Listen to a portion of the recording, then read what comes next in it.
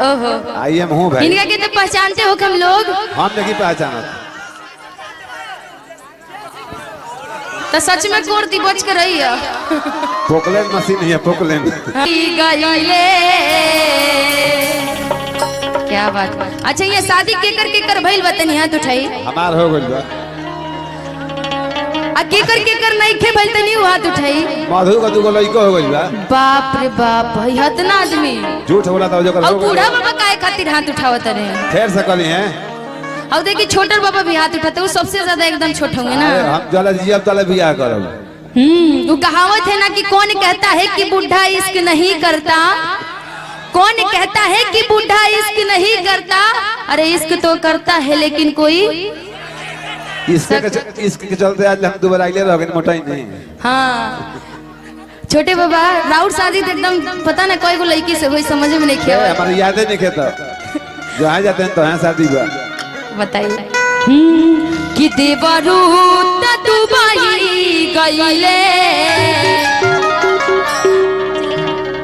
अपियाऊ नरल गाड़ी धैले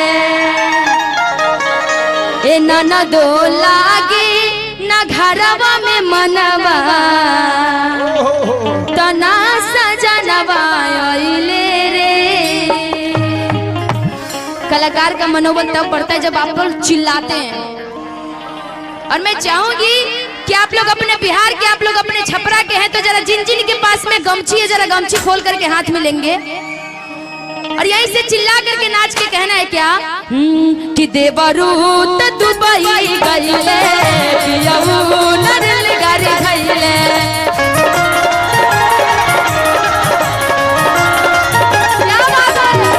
देवरू दुबई गईले पियाऊ नरल गाड़ी धैले। ए नाना दो लागे ना घरवा में मनवा ना सजनवा आइले रे।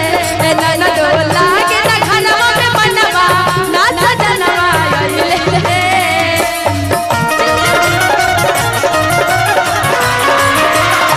क्या बात है जंगे, जय हो। आवाज बढ़ाइएगा सबका। ना सजनवा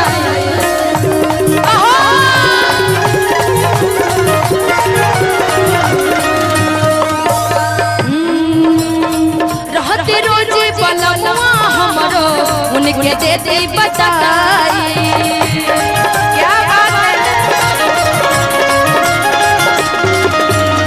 दिल की अपना दर्द कैसे मर्द से हम बताई। क्या बात है। रहते रोजे बनवा हमरो उनके देते बताई।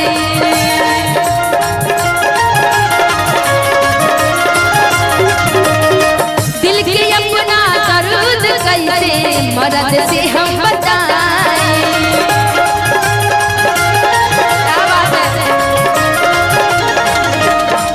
देवरू दुबई गईले पियाऊ नरल गाड़ी धैले।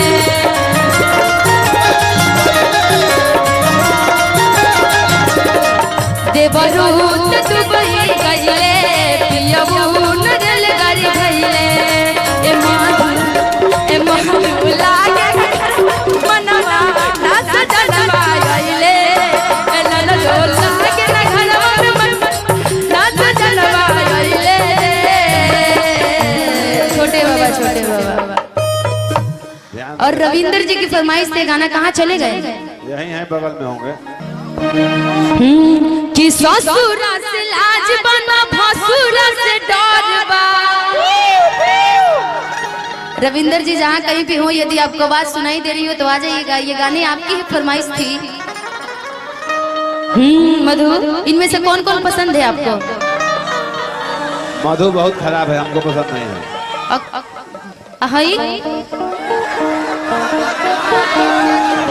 और लोग भाई नहीं आओ आप लोग भी आओ जी इधर। ये थोड़ा सा भाई नाल उल बढ़ा दीजिए, बहुत कम। कितना समझदार लोग हैं। आपको ये लोग पसंद है?